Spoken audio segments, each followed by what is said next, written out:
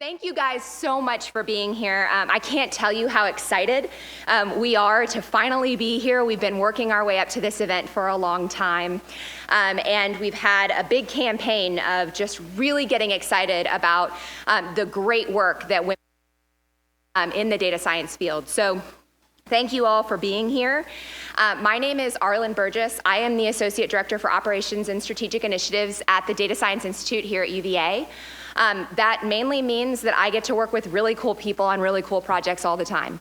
To tell you a little bit about the Data Science Institute, who is hosting and sponsoring this event, we are a standalone institute within the University of Virginia that gets the opportunity to work with everyone all across grounds. So we have this saying of data science is a team sport, right? And we say the best results are achieved when we can pull together a team of really great people that have different expertise to really answer the larger problems that we didn't even know that we needed to ask. So as a standalone institute, we get the opportunity to work on really cool problems that involve people from law and education, engineering, the college, humanities folks. My own background is in music. I was a music performance major as an undergrad and found myself into this crazy world of data science. So the Data Science Institute is really thrilled to be able to bring this event to you guys, but also to just have the opportunity to work with so many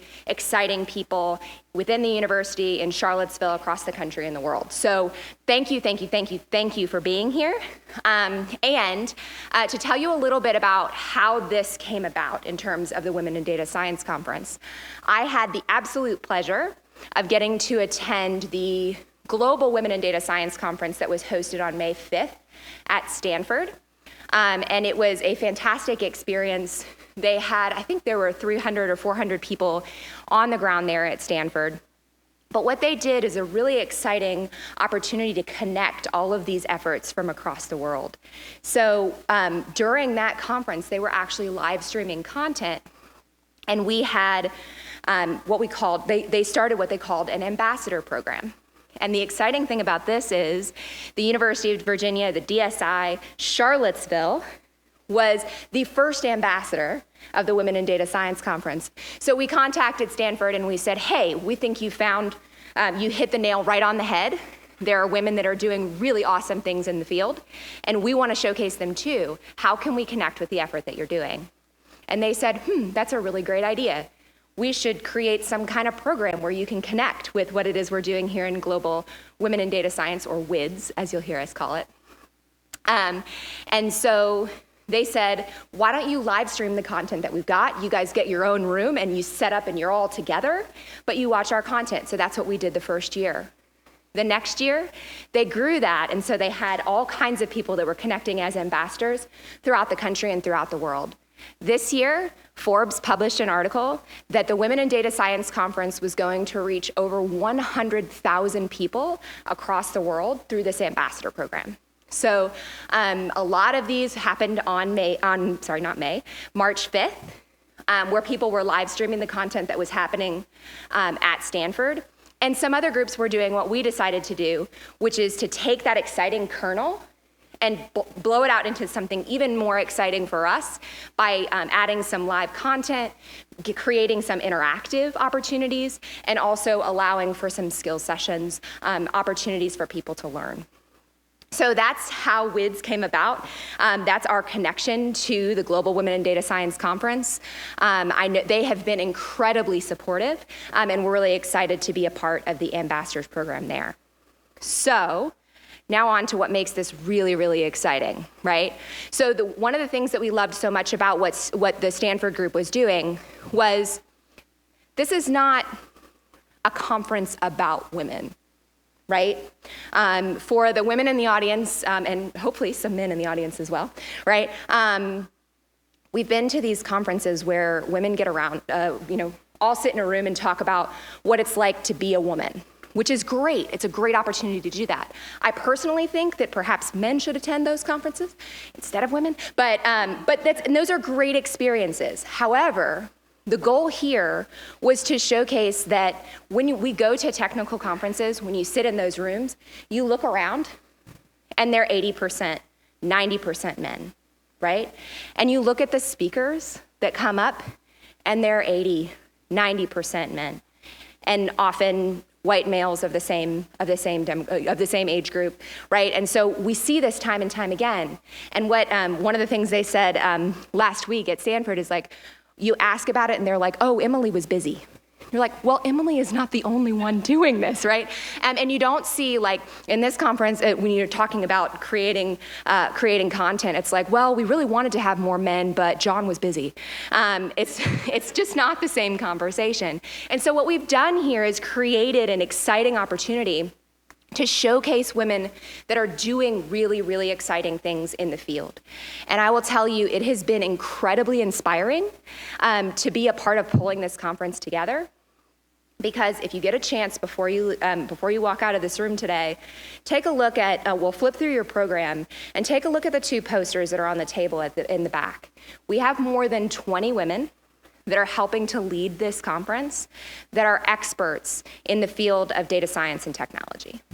These are people from Charlottesville, from Richmond, from Northern Virginia, right here in this region, and they're doing really, really exciting stuff.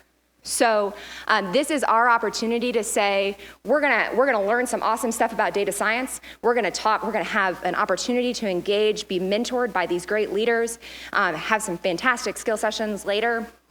And we are featuring exclusively female speakers. So an exciting opportunity today. I would like to take just a second, and they're probably all gonna hate me for doing this, but I would like to ask all of the men in the audience to stand up. And I would like, ladies, please give them a round of applause. Fabulous. Thank you, you can sit down. This is, the exciting thing about this is not just a conference for women. This is a conference where we are learning about exciting techniques. And this is a lot about having men, and I see a lot of great men that I know have a lot of experience in this area, and I think are probably gonna learn a few things today, which is awesome, and have the opportunity to collaborate and share. So this is a conference for all people, and so we are really excited that we didn't scare the men away. Take just a second. We are on social media. We've launched a social media campaign connected to this event. So if you haven't seen it, we've had a great group of people that have been working on featuring different women in the region that work in data science. We started on March 1st. With our keynote speaker, actually, was featured on March 1st, and have gone through today just doing these keynotes. So please do follow us on social media. Please do tweet about the event. Please tag UVA DSI. The hashtags that we have are 2018 CVille WiDS, and also hashtag Words of Wisdom. And that's the hashtag that we've been using for all of the exciting quotes and things that we've had from women throughout the month. And I have a feeling we're gonna hear a lot of fabulous words of wisdom today. That's actually a really difficult thing to say. Okay. So please do follow us on social media. Please do tweet and be in touch with us that way. And just from a logistics standpoint, before we kind of get into the main event, we'll let everyone know, first of all, that restrooms are outside here down the hallway. And the agenda for the rest of the day today, this is a little bit funny because we wanted to bring in interactive content.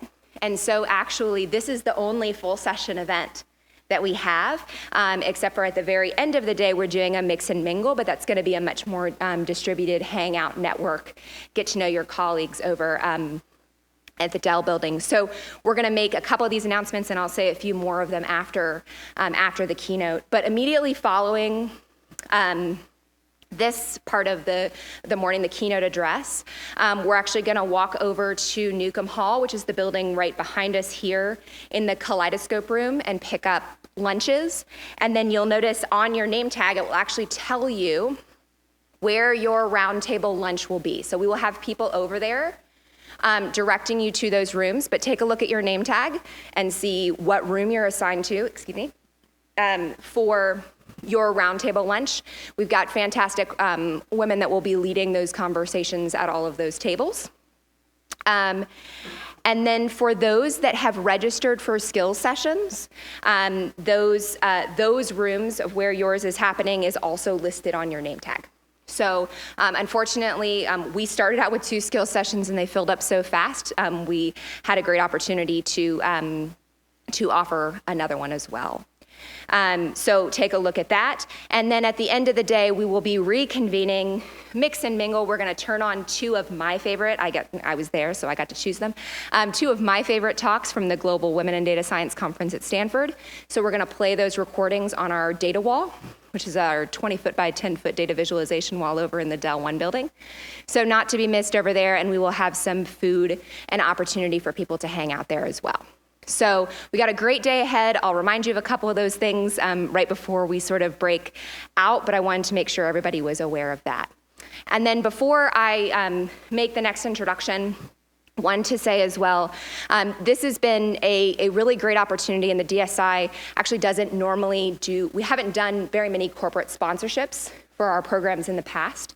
However, this year we said there were people that were contacting us and saying, this is something we think is so important and we want to support it. And so we said, okay, we will open 5 sponsorships, and as soon as they're gone, and that's how we're going to run it. And those 5 sponsorships were snatched up so fast you couldn't even believe it. And so I'd like to take a moment to thank our sponsors. Our sponsors are Red Hat. And these are, by the way, not only listed in your program, but there's a blurb about each of these companies as well. Take a look. These are really cool places. So Red Hat, Capital One, Quantitative Investment Management, QIM. Man, I really should have written this down, just because you always forget when you get up here. Booz Allen Hamilton, and IBM, thank you. And IBM and Booz Allen actually are hosting 2 of our skill sessions this afternoon. So if we could take a moment to please thank the sponsors of the Charlottesville Women in Data Science Conference. Awesome. Thank you, thank you, thank you. And just so you know, when we sent our first marketing campaign out about this conference, it filled up in less than 48 hours. We have 120 folks that were on the waiting list, so we hope that people are watching on the live stream. But this is obviously an area where people are excited to get involved. It's a passion of mine, so I'm so excited to be a part of it. And without further ado, I would like to introduce the founder of the Our Ladies group here in Charlottesville, Samantha Towett.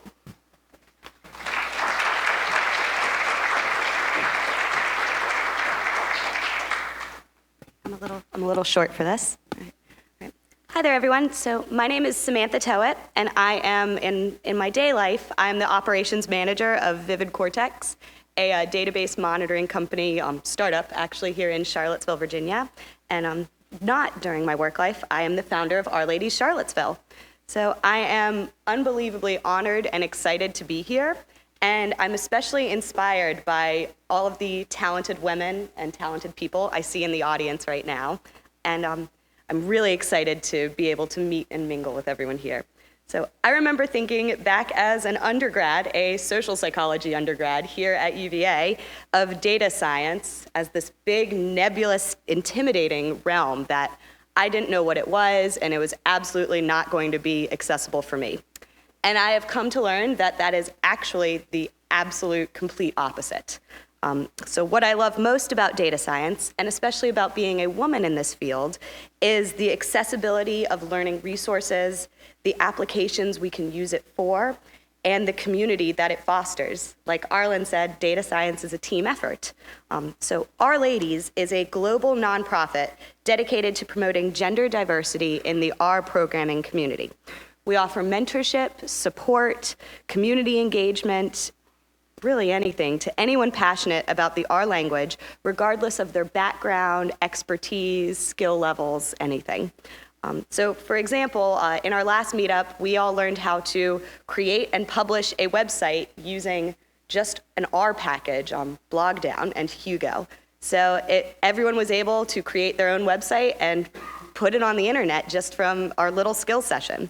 So here in Charlottesville, We're lucky to have so many groups, such as the UVA Data Science Institute, or I'll give a shout out, Girl Develop It, or Charlottesville Women in Tech, or Girls in Tech, or Our Ladies. Had to do a little shameless plug there. So everyone here also has access to the Charlottesville Open Data Portal. I'm not sure if everyone knows about that, but that is a community portal that is available to every single person in this room that has data about Charlottesville itself. So we all ultimately want to make the world a better place. But here in Charlottesville, we have the actual data, we have the skills, and judging by all of the excited and eager faces I see around here, I'm pretty sure we could do something awesome. So without further ado, and speaking of awesome, I am honored to introduce our keynote speaker, Heidi Lanford. Heidi is the Vice President for Enterprise Analytics and Data at Red Hat, where she leads their efforts in analytics and data governance across the enterprise.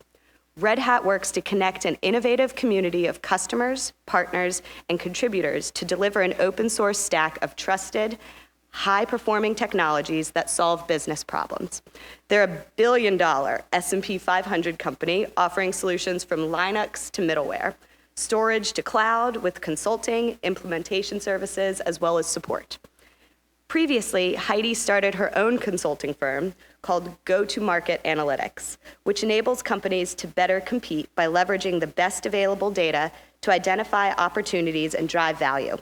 Ms. Lanford's expertise stems from her consulting and agency background with PricewaterhouseCoopers, I hope I didn't butcher that, and knowledge-based marketing, a WPP firm. Her clients included McDonald's, Harley-Davidson, The Limited, Sprint, United Airlines, and HP. Previously, she was Senior Vice President for Knowledge-Based Marketing in charge of their strategic consulting and analytics division. Heidi is also a frequent speaker at industry conferences, including IDC's CMO Advisory Board and the National Center for Database Marketing.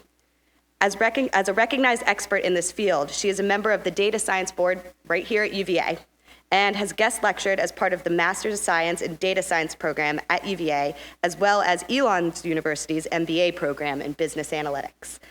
She received an Atticus Award for developing digital neighborhoods in 2003, which was the first consumer segmentation product combining online and offline behavior. Ms. Lanford holds a bachelor's degree in mathematics with a minor in statistics from our UVA. So without further ado, I would love to have Heidi come on up here. Thank you, everyone.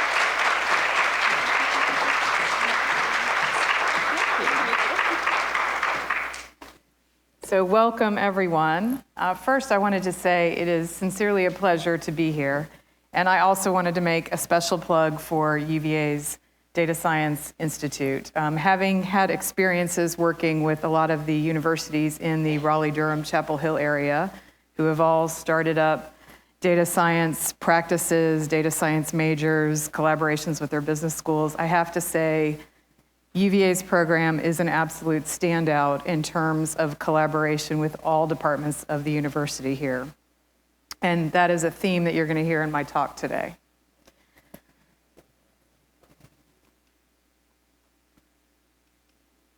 So I'm going to go out on a limb and guess that no one expected me to lead my keynote speech for a Women in Data Science conference with a reference to the Fast and the Furious franchise. It isn't the first movie you would think of when you're thinking about women in data science. But there are two really good reasons why I'm going to go with this. First, although you might think of these movies, and I'm assuming some of you have seen them, are all about men driving fast cars, crashing into things, the overall theme of these movies is about working together to solve problems. And that is also one of the keys to successful data science. It's collaboration. Secondly, although these movies are filled with strong men, they're also filled with equally strong and intelligent women. Helen Mirren is in this movie, for example. And they are many times in this movie smarter than the men in the room. And isn't that what we have here today in this room? So my journey, I wanted to give you a little bit of background of where I came from and how I got interested in this field of data science. I am the daughter of a statistics professor and a high school math teacher. We talked math a lot at home. Our family dinners consisted of my parents grumbling about the education system, its flaws, parents asking for grade changes for their son or daughter in calculus, and all of the administrative stuff that they had to go through. When I needed help with math, I usually started with my father, and instead of just telling me how to solve the problem, he made me go back and prove the theorem. It was really frustrating. I learned later, when I was in college, that that was probably a good thing that he did. Thanks, Dad, if you're watching. I vowed from those family discussions that I would never major in math, and I would absolutely never go into teaching. I still liked math, though, and I was good at it. So when I was in high school, I applied to this program through the Department of Defense, and I ended up in, it was a STEM-oriented program, and it's still going on today, but it was in one of its early years. And I had a position at the Naval Research Laboratory working with some systems engineers. I believe that the team I worked with had about 30 male engineers, and there were 2 women, myself and the group secretary. I was lucky to be placed in this very prestigious program.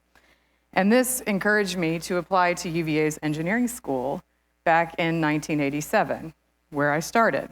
I was dead set on being a systems engineer. One semester in, I started to feel claustrophobic. I really was surprised because this was the educational path I was so very confident in choosing. I was envious of my suite mates and my friends who were taking classes in history of jazz, Shakespeare, poetry, women's studies, theology, psychology, econ. I still loved math, and I didn't know what to do. So after 2 semesters, I transferred out of the engineering school. Sorry, Don Brown. And I ended up becoming a math and stats major. But at that time, I feel like I kind of created my own undergraduate data science program. Aside from taking all of the math and statistics classes that I could, I took every computer science class there was available for programming in the engineering school. I also took a bunch of courses from the McIntire School of Commerce in accounting, finance, business law. I took the econ courses, and every summer I went and got an internship in the DC area where I grew up for some of the defense contracting companies where I learned how to program SAS in my summers. And that led me to a really good point when I was interviewing for jobs coming out of college, and I landed a job with a consulting company, PricewaterhouseCoopers. It was Pricewaterhouse at the time. And I got into their management analytics practice. And this was back in 1991. And I really believe that this group was ahead of their times. We did consulting work for the federal government and for private sector companies. And this is where I learned how to build predictive models, do data analysis, do sampling strategies, create surveys, things like that. And one of my earliest experiences, and probably the most fun, and I like to talk about this a lot, is a project I got put on for the limited stores. So if you are familiar with Express and the limited stores, they also own Victoria's Secret and Bath & Body Works.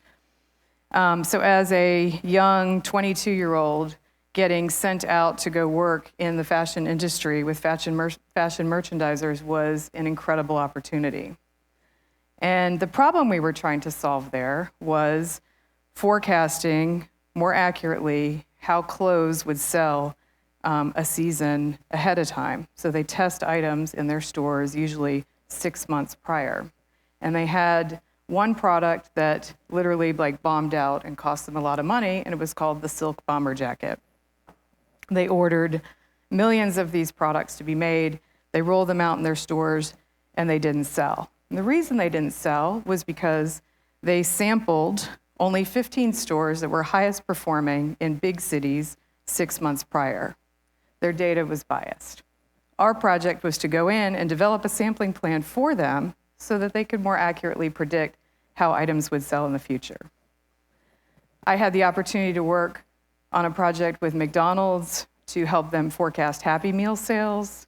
I worked for United Airlines and built segmentations, developing the mileage collecting vacationer versus the road warrior, and how customer service agents would be interacting with those people on the phone or in airports. It was really fun and interesting work.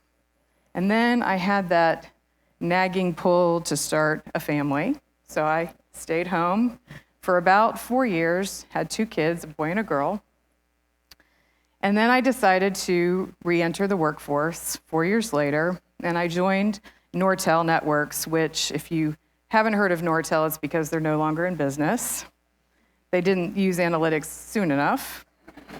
But Nortel was 114, they were really a well-known, well-established company.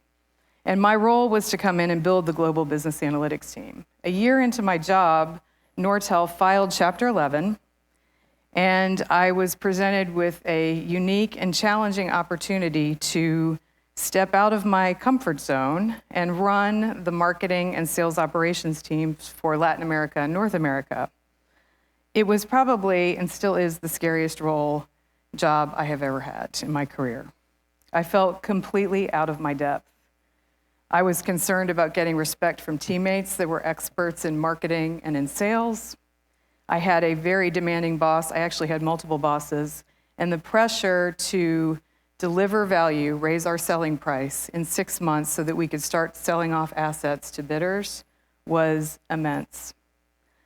So I went back to what I knew best, and that was analytics. I still had the global business analytics team. And so what we did is we took the insights from what that team had been doing all along, and it was slowly getting adopted, but not as quickly. It's amazing what happens when your budgets get cut and people are getting laid off. You have to just double down and focus. It was the perfect opportunity to really make analytics at the forefront of the decision making. We ended up doubling our key vertical segments, 2 key vertical segments. We doubled revenue in 6 months, even though we had this dark cloud of being in Chapter 11 hanging over us. And it was because we used analytics to identify recession-resistant customer segments that had a high likelihood of purchasing Nortel products. So, demanding job, out of my comfort zone, and analytics, I think, kind of helped get me through. After that, I had an opportunity to start my own consulting company, Go-to-Market Analytics, and I did a few other things along the way. And eventually, Red Hat came knocking at my door. So who is Red Hat? For those who aren't familiar, Red Hat is the largest open source software company in the world. It's used by more than 90% of the Fortune 500 companies. Our technologies underlie everything from the internet to the stock exchange to nuclear submarines. But what is really unique about Red Hat is that all of our software is open source. That means our code is freely available for anyone to download and use. Our company grew out of that open source movement. And that movement started with Linux. And the Linux and hacker community, open source community, is really about contributors who contribute because they want to. It is massive, it is highly participatory, and more importantly, it works through those challenges of vetting ideas without any central authority or leadership. Our company grew out of this movement. And our company's internal culture is also modeled using those same principles, that people participate because they want to, the best ideas always win, and that leadership is earned. You may wonder how Red Hat makes money by selling free software. Well, the reason is that we offer services and support, and we test every piece of code that's released, and companies pay for that insurance from us. So enough about me and Red Hat. Let's talk about you. And let's talk about women in the STEM field. As you know, data science as a name or a label for what we do is a relatively new term. But let's go back and look at the past 40 years of women in STEM. And it's a good news, bad news story. The good news, as you can see, is that women grew in STEM-related fields from the 1970s to the 1990s, which I presume is before many of you were born. The bad news is that in 1990 and onward, as you can see, it's been fairly stagnant, increasing, of course, in life and physical science and social science, but stagnant or even declining in the computer science realm. And these are statistics from the Census Bureau, by the way. To give you a more contemporary view of what it's like today, women are almost half of the workforce, but hold only 24%, 1/4 of STEM-related jobs. And by the way, these statistics that I'm showing in 2015 have not changed since 2009. The balance here is clearly off, and I think all of us in this room would like to see this percentage rise to 40 or even 50%. So some more good news. There was a study that was actually written up in the Wall Street Journal earlier this month, and the study was based on one that was published in the Journal of Psychological Science last month. And it talks about the Pisa Survey, which is the Program for International Student Assessment. It's a survey that every 3 years tests 15-year-old students in over 72 countries in reading, math, and science. And it covers over 500,000 students, so it's a well-established sample. And what they found was that girls were at least as strong as boys in science and math in 60% of the countries in this study. And they were capable of college-level STEM work nearly everywhere. Additionally, girls had even higher scores in reading. Boys' strengths were more likely to be concentrated in the STEM areas, and the skills of boys were more lopsided, and this finding confirmed previous studies. So they went on to venture, why does this affect females and males, or females going into STEM-related fields at a lower rate?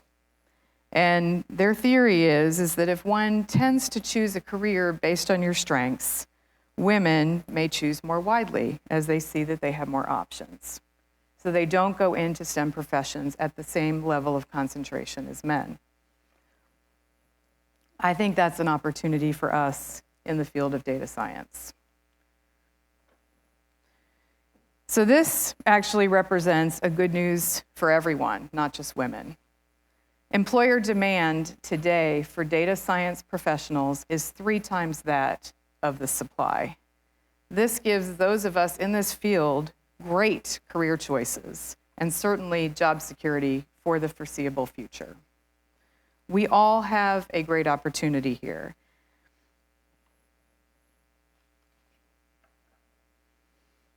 Now, if you're thinking of staying in this field and would eventually like to lead data and analytics for an organization, Gartner has found in their annual survey of chief data officers and chief information officers that the role of the CDO compared to the CIO is actually presents greater opportunities for women.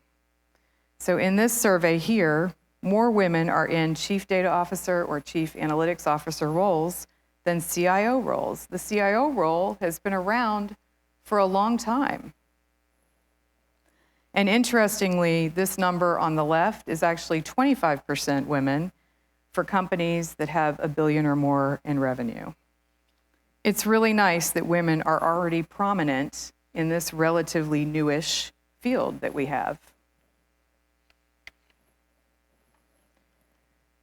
So I'd like to share with you some of my thoughts on keys to a successful career in the field of analytics and data science based on some of my experiences. And I like to think of this as we really have 3 roles. And if you use sort of the body analogy, the seller on the left really represents your head or your brain. The collaborator on the bottom right, that's the doer, that's your hands. And the storyteller That's your heart or your passion. Be a seller. So you may be surprised, given that we just discussed the high demand for data scientists in this profession, why would you still need to sell this? Why do you need to be a seller? Doesn't this stuff just sell itself? Now, it may sell itself more in academia, but I can assure you that in the business world, it is not as easy. Even though companies are hiring data scientists at an alarming rate, many times when they bring them on board, they are reduced to doing reporting, looking backwards, historical reporting and things like that, and they don't know what they don't know. People generally don't know what they need. And because data science is a change from the past, people also have a fear of change. Becoming an analytically driven organization is a fundamental change in a lot of businesses. I can tell you, especially in the technology industry, where we are behind our peers in other industries like financial services, this is a challenge, and you have to be a seller. So one of the key facets of being a seller is to establish a need, even if there isn't one or the need isn't obvious. When organizations are in trouble, their stock price has gone down, they're not meeting their revenues, they've had a bad product issue like the limited example, the need's obvious and it's easy, and you can come in and you can help solve those problems. But when those things aren't happening and you're working in a successful company or you have some ideas about change and people don't see that they need to change, that's when it's hard.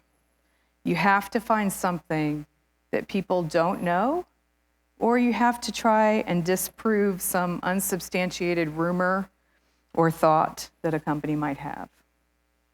So I'll give you an example. I was doing some work for Harley-Davidson, and they were having fairly flat, slightly declining sales. They didn't understand why, because they knew their customer. Their customer was older, richer, white-collar males. They were determined that that was the case. The company I was with, we got a project with them to just build a customer database, but there was an opportunity to do some analytics. But we didn't have a defined project. So we just got some data and started poking around and ended up doing a customer segmentation project for them and found that they actually didn't just sell to white-collar males who were educated and older and richer. They actually had three distinct segments. They had an up-and-comer segment, they had a love the brand segment, and they had performance fanatics. And each of those different segments had a different demographic profile, they had a different buying behavior, and they had different needs and wants, and there was a different journey that they were going to go on to eventually become a really great Harley-Davidson customer. So that's an example where we started digging around and found something that was not obvious to everyone, and we dispelled a myth or a belief that they had. The second aspect of becoming a seller, a good seller, is to find the champion in your organization who just gets it. They don't have to be a data scientist. In fact, they're probably not a data scientist. You need to make them be your fan, and they have to have the same message that you do. And so look for those people in whatever organization or company you go to. I was at Avaya, which is a telecommunications company that bought Nortel after it filed for Chapter 11. And we knew that customer segmentation was going to be key for Avaya to really play an important role in the cloud strategy that was emerging, and we didn't have a position on that. So I teamed up with the VP of product marketing, who also happened to be a math major. So I looked at her LinkedIn profile and said, she's probably going to get this. And we ended up delivering a joint segmentation project. And I could not have done the project without her, because the key to getting this thing sold in was her commitment that they were going to do something with the analytics that we were providing. Be a collaborator. So we've talked today about collaboration, both at the University of Virginia and the DSI program. We see it all the time in this field. You heard me talk about how Red Hat is a collaborative organization and a collaborative culture. This works great for data science. Analysts with different backgrounds have different ideas, and that brings a more diverse analysis to the table. Sharing data and techniques saves time. In one example, in our company, we use modeling to solve problems, and a logistic regression model that can be used to predict the likelihood a customer is going to buy a product is the same type of model, but with different data to predict whether an employee is going to stay with us or not, which tells us what do we need to do to retain that employee. And lastly, the need for data governance and data standards becomes a thing that people want, and it becomes helpful rather than that restrictive, authoritative thing when you are working in a collaborative environment. Be a storyteller. This might be the hardest part of the job. Once you've got buy-in and you've done all that collaboration and you have these great insights, you need to present these insights to a variety of people. You might have to present them to C-level executives at the 10,000-foot level. You might have to present them to salespeople who want to see details on their customers. It's really important to use things like data visualization to make the actions that you're expecting people to take on the analytics that you're doing easy to identify. And it's your job as a data scientist to show them that path. Like I said, this is the hardest part. And the reason why many data science projects are great research projects that might stay in a PowerPoint deck and don't become actionable is because companies don't know how to take action on the analytics that you're producing. One of the ways to combat this is through a concept that's getting a lot of traction, especially through the Gartner Group, called data literacy. Data literacy, according to Gartner, it's a second language, and we all need to learn how to speak it.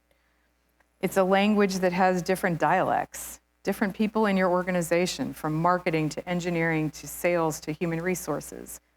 They have a different dialect in how they speak data. Proficiency, similar to a language, is another way to measure it. Some people are more proficient and some are less.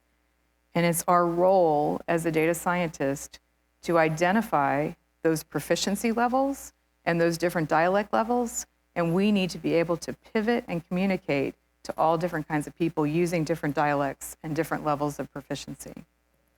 That's our role. So in closing, I just wanted to share with you, I think that we have and continue to have an amazing opportunity. Women in particular are well positioned to be in this field. We have the knowledge that is equal to that of men. We have diverse skill sets. We are natural collaborators. We communicate. And these skills will help us continue to excel in the field of data science. And I just want to give you the charge to follow your passion, and I hope that you see the benefits of going into this profession and enjoy it as much as I have. Thank you.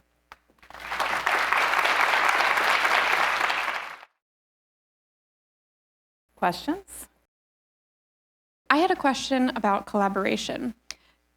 A lot of what you talked about requires collaboration from both parties of participants. But do you have suggestions for when collaboration is driven one-sided or when certain parties are not providing as much information as would be desirable? Yes, so that is a great question, and it is one that if you go into this field, and frankly, I think if you go into any field, you're always going to have to work at this. And my suggestions are, don't give up, and also think of people as selfish and what's in it for me, and providing people with something that they might need or they want. So in the data science role, we have some groups that we try to work with what can we do to provide them with some things so that they will collaborate more with us. So, I work within the IT organization, and one of the things that I know is really frustrating for my colleagues outside of IT is getting access to data and managing that data and some of the costs associated with it. So for me to collaborate better with them, I have to offer them something like a platform. And because we've been making inroads at Red Hat to doing that more, we now have, I'd say, a better seat at the table to really understand some of the analytics that are going on, which my team also has a lot that they can contribute there, and they haven't in the past. So it's something you gotta keep working at. And like in some of the examples that I gave about showing people some things that they don't already know, that's a great way for people to realize that you've got something to offer, that you're smart, you have something of value to give them. I would just say keep trying. But then at a certain point, you need to know when you need to pivot and find the people that you can work with more easily. And sometimes pivoting and working with other people to get some quick wins, you can come back to those folks that didn't collaborate as well in 6 months or a year, and you'll find that you'll end up being a really good partner with them.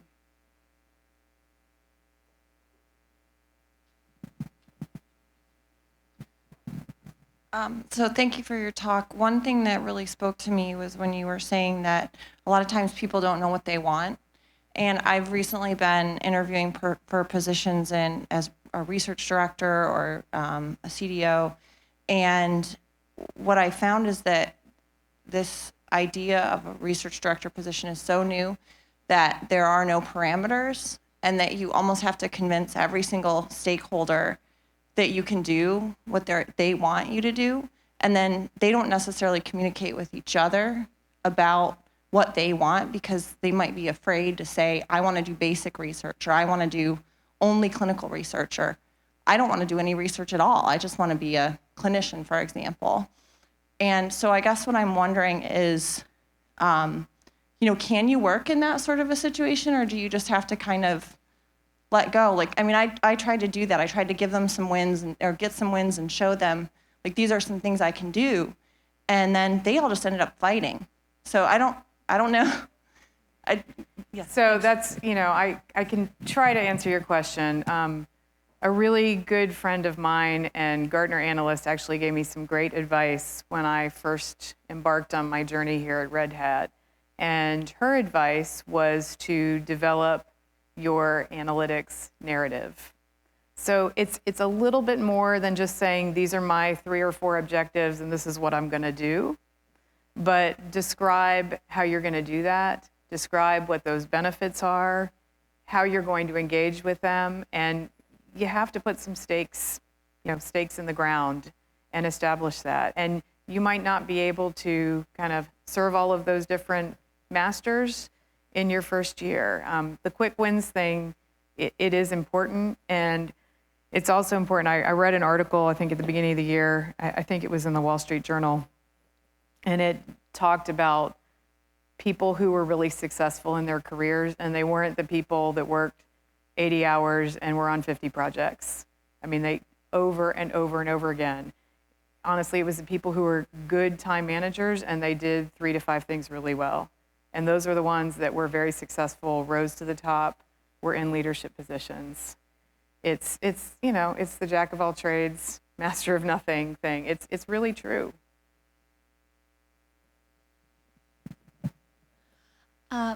Thanks for sharing your voyage about how you began your career and now you're here as a senior leader. I was interested in what is the conversation that's going on amongst senior female leaders within data science or STEM, and how they envision kind of the future generation of women in data science. Yeah, so, interestingly, last week I was at a conference with CDOs, and they were all CDOs, men and women. The diversity thing really didn't come up. I was surprised, like I showed you the Gartner statistics on women in this role.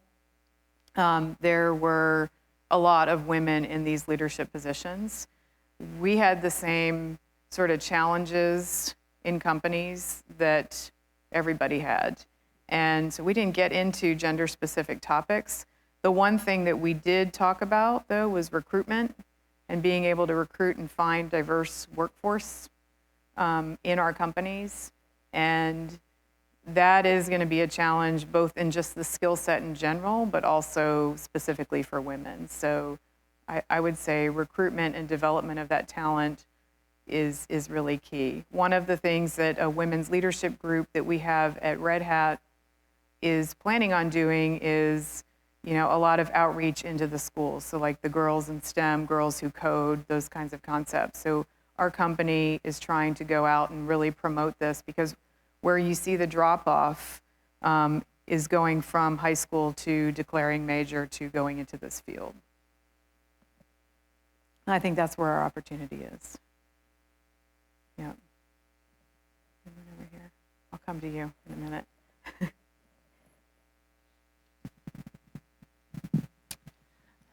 Thank you for your talk. You mentioned governance and standards within data. And I guess my question is, is there an example in working with these various companies where you've seen standards not being placed and then being placed, and how that changed it, and how it was more of a welcomed change versus, something that was seen as trying to constrain things? Yeah, you're touching on a rather recent raw nerve that I have. So part of my role is in data governance, and data governance isn't an easy thing to do in any company or institution. It's just hard. And conceptually, everybody gets it. They understand why we need to define things consistently and have standards. It's a hard thing to, when the rubber meets the road, to get people on board with it. And it's another one of these quick win type of things that you have to do. So as an example, in a role that I had at a previous company, rather than going in kind of full force with a whole bunch of policies and locking down access to data and things like that, we decided to focus on defining what a customer was, what a net new customer was, and what a dormant customer was. We were trying to incent our sales teams to go out and win net new business and give them a little bump in commission in order to do so. And we couldn't, commission or pay people that way until we had the measurements in place to do it. And so we had to get a whole group of people together to define, is net new 3 months? Is it 6 months? Is it a year? How long does it last? If you bought once and we didn't hear from you for 5 years, are you considered net new again? Lots of details that you have to go through. Once we did it, though, a lot of people were fans, and they didn't worry about whether they thought it should be 3 months or 6 months. It was easy for them to see. We operationalized it. People were happy. And then we went on to kind of the bigger things like data ownership and data accessibility and, standards and policies like that. It gets back to the quick win thing. Maybe back off of the bigger governance umbrella. People break out in hives when they hear words like governance and things like that, especially at Red Hat, where we're an open organization and it can be kind of a free-for-all for lots of those types of things. Thank you. We had some others over here.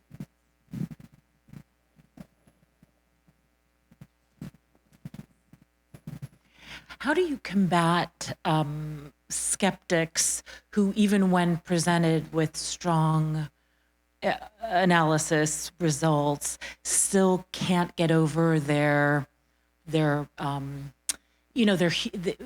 placing so much value on their human intuition and just being skeptical that your analysis is good and doubting it doubting that there's not an error somewhere or bad data.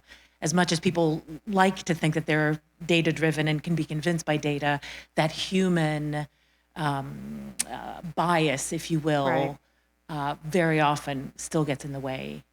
Is that something you've encountered when presenting Never.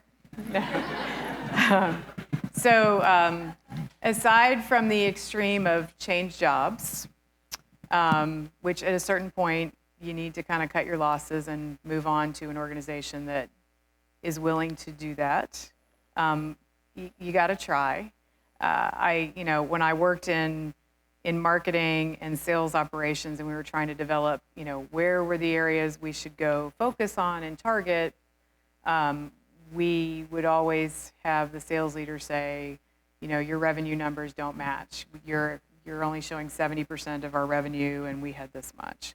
So for doing things that are strategic, you don't have to be 100% accurate. In fact, I don't think any of us make decisions on anything based on 100% accuracy. And so you have to just throw the question back and say, would you rather know that we are making these recommendations based on 75% of what we know, or just do what you've been doing and do it out of gut feel? And that's kind of how you have to position this. You also need to know the 25% that you're missing isn't going to really bias the decisions that you're making, obviously. And find the people that get it. And at a certain point, and I've had to do this, you realize that you've tried and you can't change that way of thinking, and you've tried multiple times. Move on to a different job.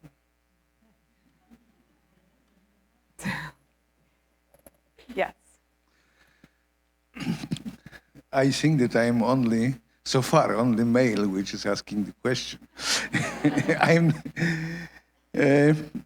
You see that what you've shown, that one of your plots really struck me, that the fraction of women in data science, but in science in general, I think what you have shown, it applies to any areas of science, that the fraction of women was growing from 70 to 90, and afterward it was saturated on the level of roughly 40%.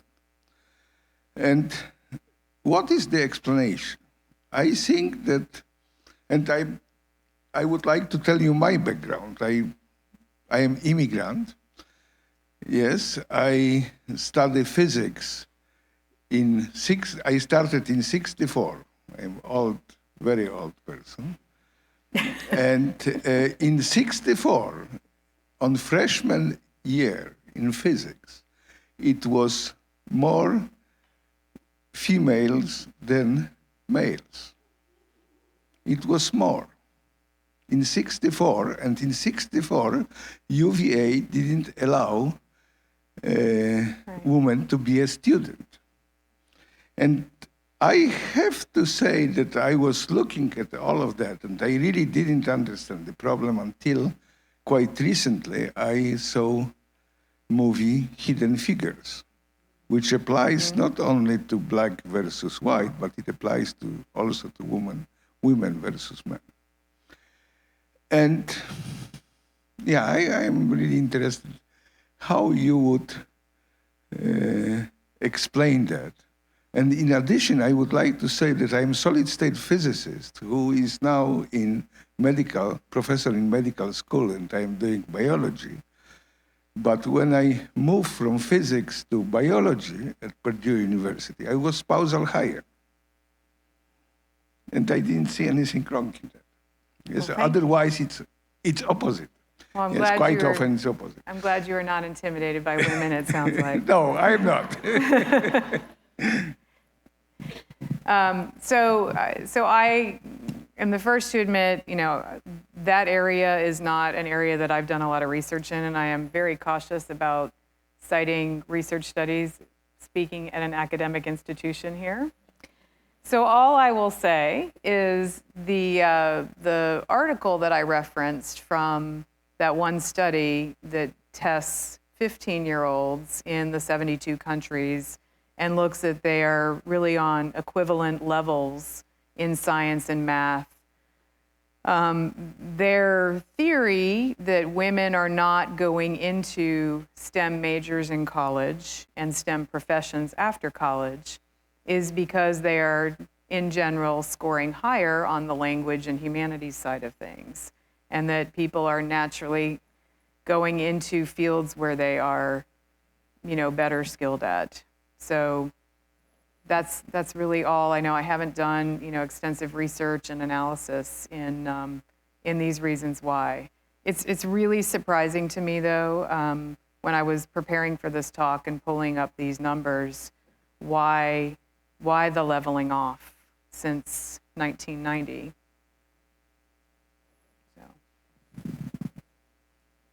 Hi, you've talked a little bit about this when you talked about governance, and you talked about some biased data, the limited.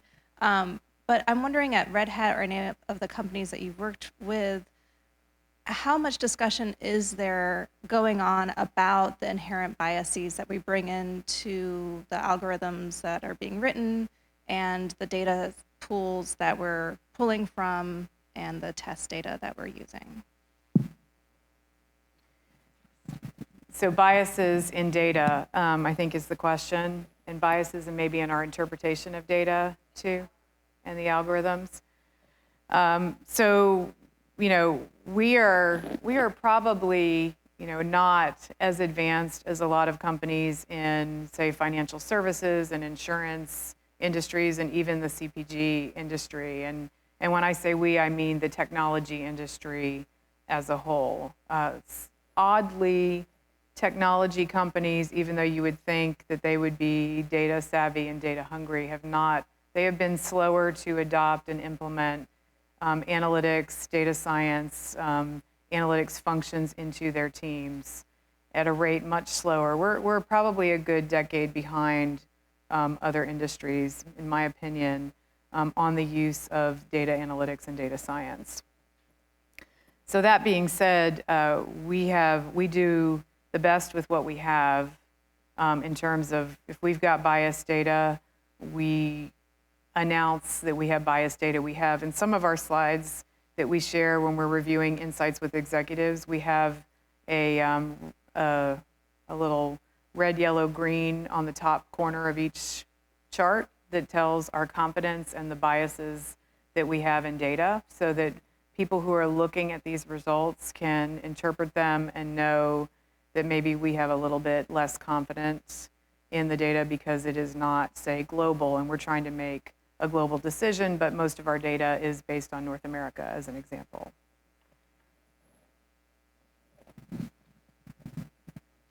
So you may have just answered my question a little bit, but one of the things that I'm really excited about for data is that when you look at emerging countries, data is actually going to be a much smaller gap for us to close because it's still so new in developed countries.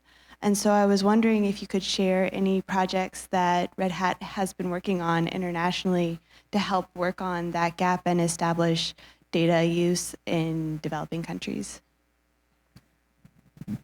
So is your question around, enabling developing countries with technology and utilizing it? Yeah, so I've been in my job for about 5 months here, and I don't know if I can answer your question. I'm sorry. This will be the last question. Okay. Okay. You did mention about bias in algorithms and sampling even in one of your examples. So how do you promote diversity in data that you cannot see? There are sometimes you cannot see, like how you can get diverse data, but how do you promote? I think the best way to promote diversity in data is you have to be a collaborative and innovative thinker. When you're tackling a problem, say for a sales organization, I think as a data scientist, it's your role to ensure that you've considered all other points of view that you think can be more effective and help support whatever problem you're trying to tackle. So I don't know if I answered your question, though.